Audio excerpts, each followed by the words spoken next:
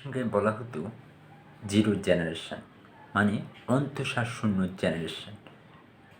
যে জেনারেশনটি আসলে তেমন কিছুই হবে না, এমনটাই ধারণা ছিল অনেকেই। তাছাড়া অনেকে ধারণা করতেন এই জেনারেশন হচ্ছে সবচেয়ে অলস প্রকৃতির জেনারেশন, যারা সারাটা দিন রাত ফেসবুকে পড়ে থাকে, ইউটিউবে পড়ে থাকে, নেটফ্লিক্সে পড়ে থাকে। আসলে অনেকে সন্দিহান ছিল এর দ্বারা কিচ্ছুই হবে না। অথচ বর্তমান সময়ে তুমুল আলোচিত বৈষম্যবিরোধী কোটা আন্দোলনে ছাত্ররা এই জেনারেশন দেখিয়ে দিয়েছে কীভাবে তারা তাদের অধিকার নিয়ে সোচ্চার হতে হয়।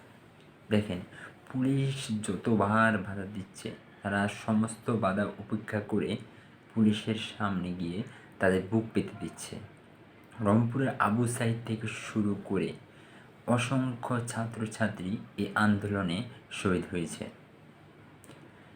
কিন্তু এখন পর্যন্ত তাদেরকে দমাতে পারেনি, আর পারবেও না। তারা তাদের অধিকার নিয়েই গড়ে ফিরবে, কারণ এই জেনারেশনের ভিতর অদম্য একটা প্রাণ শক্তি আছে, যেটা স্ট্রেট ফরওয়ার্ড, মানে এটা হবে তো হবে, আর এটা হবে না মানে হবেই না।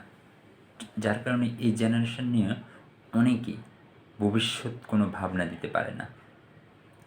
আমরা জানি এই জেনারেশন যতই নেটফ্লিক্সে থাকুক, সোশ্যাল মিডিয়ায় পড়ে থাকুক, ইউটিউবে পড়ে থাকুক, এই জেনারেশনের প্রাণ শক্তির মূল উৎস হচ্ছে সততা, সাহস।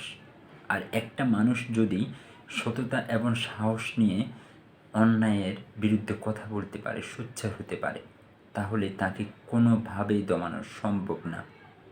আমরা যারা ভাবতাম এই জেনারেশন আসলে জেনারেশন জিরো, তারাই এখন বলতে বাধ্য হচ্ছে এই জেনারেশনে হচ্ছে আসল জেনারেশন। এই জেনারেশনে হচ্ছে ভবিষ্যতের স্বপ্নদ্রষ্টা জেনারেশন।